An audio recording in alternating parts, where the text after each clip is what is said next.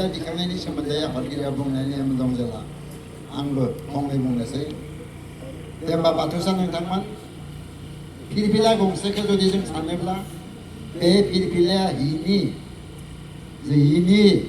जेबो बेसेन गैया बायदि मोनो जों जिनि जाय फिरफिलाखौ जोङो बाथौआरिफोरा मोनबा गाबनि जोंहा जिहेतु गासै जोंहा मोनबायानो जोंनिया बा खान्थि बर' माहारिनि बाथौ धोरोमा जोंनि फिरफिलायाबो बेजों लोब्बा लाखिनानै जोंहा फिरफिला जाय फिरफिलानि गिबिनि गाबा गोजा गाब अरनि गाब दा जोंहा गोबाङा बुङो जुदि अखराङाव जिहेतु दङ अखराङावनो सब गासैबो दङ सानाबो दङ अराबो दङ होमबा गोजा गाबखौ होनाय सोलाय जों गुबुनखौसो होनो हागौमोन खायमा एबा माबाखौसो जों होनो हागौमोन होननानै दा बाथ्राया जाहैबाय जोंनो सोरां नांगौ जोंनो अर नांगौ बे मोनबा गोहोनि बे अराबो मोनसे सोराङाबो मोनसे बेखायनो बे अरायबो जोंनि फिरफिलानि सायाव बिरबाय थागोन दा बे फिरफिलानि मान होनाया जोंनि साफ्रोमबो बाथौआरिनि बर' माहारिनि बिबान जों जेला जों भारत हादरनि जारिमिनखौ जों जेला नुयो जोङो भारतखौ दोनथांना असमाव बे भारतनि जे फिरफिला बे भारतनि फिरफिलाखौ मान होनो थांनायाव इंराजनि जितु इउनियन जेकखौ बोख्लायनानै भारतनि फिरफिलाखौ गलाघाटनि मोनसे थानायाव 14 बैसोनि सासे माइनावा गुबुनारि आरो बर' नङा बे गहपुर थानायाव भारतनि फिरफिलाखौ बेरहोनो थांनायाव इउनियन जेकखौ बोख्लायनानै इंराजफोरनि फिरफिलाखौ इउनियन जेक बेखौ जोंनिनो असमिया दारगा इंराजनिसो खामानि मावो बे एकदम गासै बिस्टे गावथारदोंमोन गावनि पिस्तलजों मा नाममोन कनकलता बे कनकलताया बे फिरफिलाखौ मान होनानै थैलांबाय बिदि जोंहा कुशल गौर दं सब दं जानो हागौ बेफोर दांगा बाजियाव बर'फोराबो बाहागो लादोंमोन नाथाय जोंहा लिरनाय जारिमिन गैया आरो बे समनि लिरगिरिफोरा जिहेतु गुबुनारिमोन जोंनि सासे दैसेनि जोंहा नाम नागिरना मोनासै मोनसे माहारिखौ बाद होनानै गासै बुस्थुआनो जोंहा जाया नाथाय जोंहा बे समाव जों लेखाफोरा जेबो रोङामोन जों उनफिनना थानायनो जों गाखोजानाय ओंखायनो जोंनि सासेनिबो बेयाव जोङो मुं मोननो हायासै दा बे बेलायाव दा जोंहा मुगाया सोलायनाय लोगो लोगो जोंहा गोरों गोरा ओंखारबाय जे मुगानि उनाव मुगा जे बर' माहारिखौ गादबना दोनदोंमोन बे गादबनानै जोंहा बर' फरायसा आफाद जाबाय जोंहा बर' थुनलाइ आफाद जाबाय बाथौ जाबाय आरो बायदिसिना राजखान्थिखौ दोनथ'नानै जोंहा माखासे माने गौथुम जाबाय आफादफोर गाज्रि जाबाय ओंखायनो दा बर' माहारिखौ गादबना दोननायनि सम गैला बर' माहारिखौ नेवसिनायनि सम गैला जोङो जोंनि मोन्थाइखौ नागिरनानै जोंनि राइटखौ नागिरनानै जों दावगाबोदों दा बेवहायबो जोङो जिहेतु बै समाव जोंहा बर' माहारिया जोंहा धोरोमा नंगौ बाथौ धोरोमबाबो नाथाय जोङो सेरखाय बेरखाय जानानै जा दङमोन जों खौसेथि एबा जों इउनिफाइड जानानै थायाखैमोन दा बेखौ नुनानै बै समनि गोरों गोराफोरा बे बाथौ गायसननाय खामानियाव आंनियाबो बाङाय बुंदोंमोन बेखौ जोंनि सालबारि जिल्लानिनो जोंहा दुग्गाथाव बाथ्रा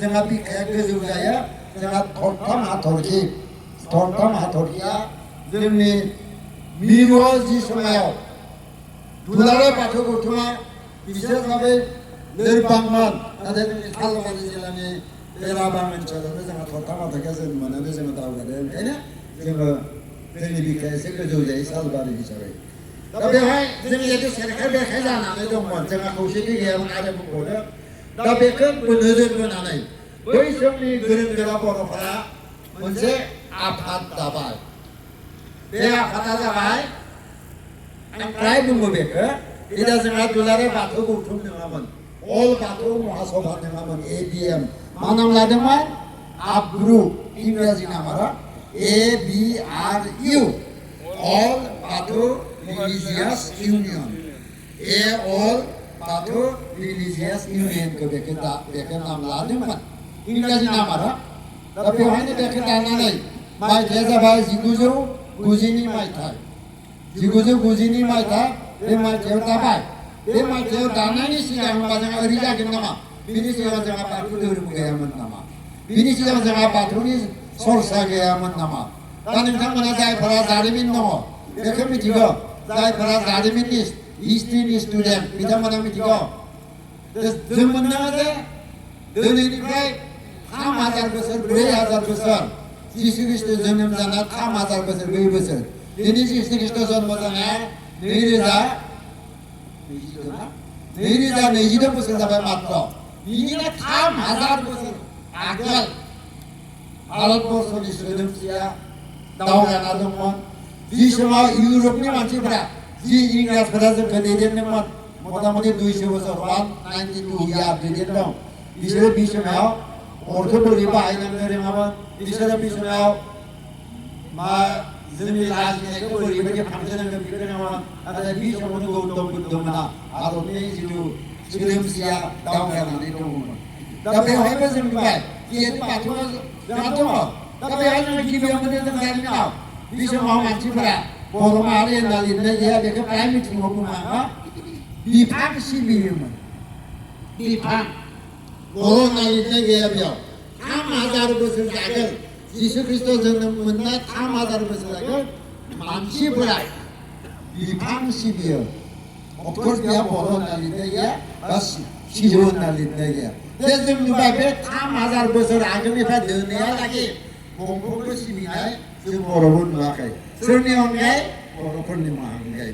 सिजौखौ सिबिनाय 3000 आगोलनिफ्राय दिनैसिमबो जोङो सिजौखौ सिबिनाय नुवाखै। होमबा जों बेखौनो दिनै हमनो हागौ, जों बुजिना लायो बे रोखा जायो आसलते 3000 सिगांनि मानसिफोराबो बर'मोन।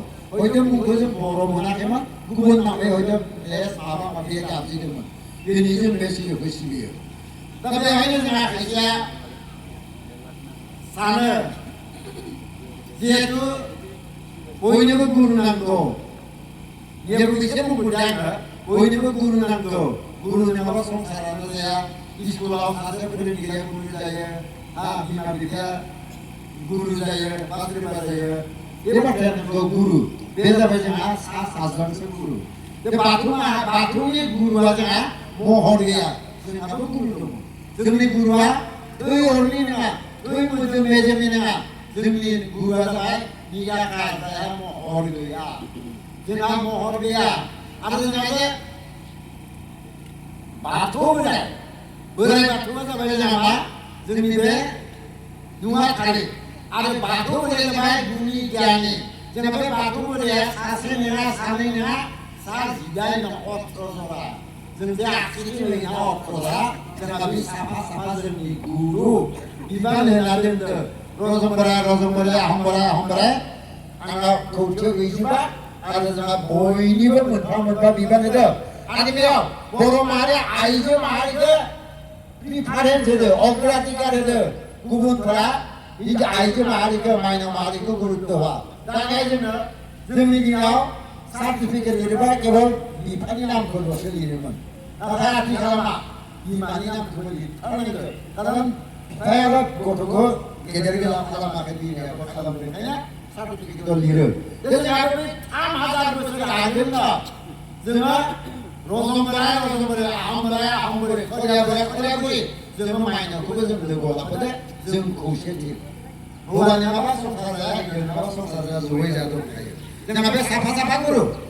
जोंहा बे साफा गुरु। ओंखायनो आंहा दिनै 20 बोसोर आं जुदि बुंबा आं बाथौनि गुरु होननाया एसे गोरोन्थि जागोन। होमबाना जोंहा आंनि 70 बोसोरावसो जों बाथौआ जोनोम जादों, आंसो जों बाथौखौ गायसनदों, आं गुरु। येस। सोर बे? जाबाय मामोन जोंहा सिख धोरोमनिया सोरमोन? सिख धोरोमनिया हजरत महम्मदा गुरु जानाय, ख्रिस्टान जानाय दङ। महावीर जैनआ बिदिनो जैन धर्मखौ गुरु जानो हागोन, खिन्थु बाथौआव जोंहा बिदि सासे गुरु गैया 1000 बोसोर गोदाय। दा माखौ माननांगोन? आं फोसावगिरि। बाथौखौ आङो फेहेरदो, बाथौखौ आङो फुवारदो, जोंहा बेसो जागोन। बै जोंनि गुरु बाथौआव थाया। होमबा 1990 मायथाइयाव जोङो बाथौखौ आफादखौ दानानै जों लासै नुबाय जे आब्रु होनबाथाय मा जायो? एसेमान इंराजि टाइपआव थाङो।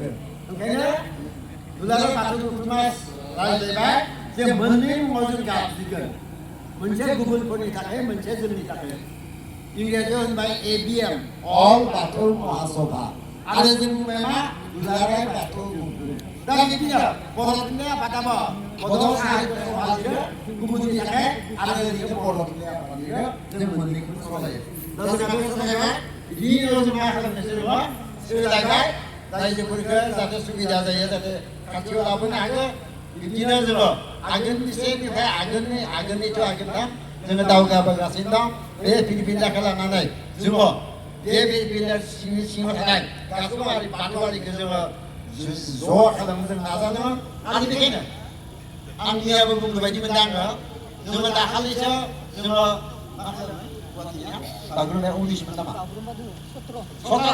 17 जानुवारियाव जों थांबाय निजा नोंथांमोनाबो थांदों जागा मोनि गेट पासखौ बारा होदो जागा मोनि थारमाने ओरैबायदि मोसादों ओरैबायदि मानसि जादों जाय मोसानायाव जाय मानसि जायोबा जोंहा बर' हिसाबै जोंहा मोनसे गोसो जायो दा जों खोनादों गिनिज बुक व्हाट इज द फुल मिनिं अफ गिनिज बुक होमबा गिनिज बुकआव सोनायखौ मानो बुंदों गिनिज बुकआ मा गिनिज बुकआ जाबाय गांसे लाइसि जाय लाइसियाव बोसोरे ओंखारो गांनै दं गांसे गंसे जाबाय लिम्का वर्ल्ड बुक फिसासिन गिनिजआ जाबाय गोदो गिनिजआ सासे दिहुनगिरिनि मुं भारतनि नङा आरो दिहुनगिरिनि मुं बिथाङा बोसोरफ्रोमबो मोनसे आफाद दानानै लेटेस्ट रेकर्डखौ सोयो दा बेयाव असमनि चिफ मिनिस्टारनि इनिसिएटिभआव बिथांमोना 50,000 मोसानायखौ लानानै गिबियावनो हमआव गिनिज बुकआव सोबाय 50,000 बिहु मोसादों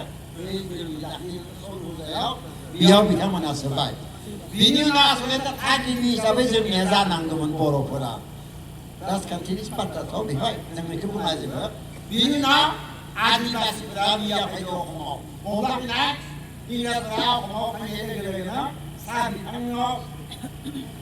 साहा बिफाङाव लेबार हिसाबै इजा जागा जागानिफ्राय लेबार साहा बागिसाव दुमनियावबो थायाखैबो जाहा बुंमोना लासिंसिंजोंनो मोनजायाखैना माले होनना बिसोर उड़िसानि बिहारनि वेस्ट बेंगलनि लाना फैना खालामदों दा बिसोरनो सिगां मा खालामबाय 10,000 10,000 मोसाहोनानै आदिबासिनि झुमुर ना बालिका झुमुर मोसानायखौबो सोबाय Guinness Book of World Record जों लुबैयोमोन जोंहाबो बिखेखै गिबियावनो दुलाराय बाथौ गौथुमनि दैदेननायाव जों जिल्लावायनो जोंथ' सालबारि नालाय जोंहाथ' बिराद स्ट्रं जों मास्टरनि लाना फैदों मोसाहोदों जोंहा खरसा थांदों बेमोन नाथाय मिथि जाहोनाव जोंखौ दोनथ'बाय बर'नि दायनि थाखाय खालामबाय मानो बिदिखौ मानो खालामखो जाबाय थेवबो जोंनिया जाबाय जेराव अमित शाह फैनो गोनांमोन फैयासै प्राइम मिनिस्टारा फैदो दा अमित शाहआनो बुंखादोंमोन माबायाव धेकियाजुलियाव बुंखादोंमोन अमित शाह जे बाथौ धोरोमखौ जोङो लासै जोङो मा खालामगोन जोङो मोनसे धोरोम लिरगोन आं मैयाबो बुंदों बेवहाय जे जोंनि गथ'फोरा स्कलारशिप मोननो थाखाय जोङो फर्म खालामबा जोङो जोङो बाथौइजिम लिरो अफिसा दाननानै होयो मानो बाथौइजिमखौ दाबो संबिजिरा गनायाखै दा बेखायनो बाथ्रा होदोंमोन जोंनि जे सुबुं सानखो बर'फोरनि सुबुं सानखोआ जुदि बुरजा जायोब्ला बर'फोरनि मानसिनि अनजिमाया जेब्ला बुरजा जाबाथाय मा खालामगोन जोंनि बाथौखौबो खालामगोन आरो जोबोद मोजां बाथ्रा भारत सरकारा बिजाब बिजिरबा जे जोंनि बाथौखौ गनायनायनि लामायाव बाथौआ जे मोनसे फुजानि नङा बाथौआ जे मोनसे फोरबो नङा मोनसे जाथिनि मोनसे माहारि धोरोम बेखौ जोंहा गनायथि मोननायनि लामायाव माबायदिहाय बे फर्म फिलआप खालामनाया मोनसे आधार बे आधाराव जोंखौ क'डखौ बाहायनो होदों बाथौइजिम बे आधाराव जोङो बाथौइजिमा जों लिरनो हासिगोन बे जाबाय बाथौइजिम सिगां जों बाथौ लिरबा बेखौ दाननो हायोमोन थामहिनबा जोंनि बाथौइजिमा भारत सरकारजों गनायनायनि लामायाव जों बेखौ बावैनो मोनगोन दा ओंखायनो खायसे बाथ्राखौ जोङो गिभ एन्ड टेकनि गेजेरजों खेला धुलानि गेजेरजों एसे नागारना एसे दावगानानै जों बेखौ मावनो गोनां जायो बेवहायबो जोंहा दावगालांबाय थाङै जोङो जोंनि लैखोआ जोंनि एइमा जोंनि टारगेटआ गोलाव जागासिनो दङ जों हानाय मानि जेनेरेसन आफ्टार जेनेरेसन हानजा मोनसे नङा हानजा गासैबो जोङो ज' जानानै जोंनि बर' माहारिखौ जोंनि बाथौ धोरोमखौ बुहुमाव फेहेरनो फुवारनो जोङो गेरेमसा खालामनो नाजागोन आरो बेखौ मिजिं थिनानैनो उननि हाबाफारि दं नालाय आरो जोंहा आफादगिरि सारा मोनफैबाय दा जोंहा गोदान आफादगिरि बिथाङा बेखौ बेखेवगोन बेखिनिखौ बुंनानैनो आं गासैनिसिमबो आंनि गोथार हामलायनायखौ बावनानै आंनि बुंनायखौ एसे फोजोबबाय गोजोन्थों।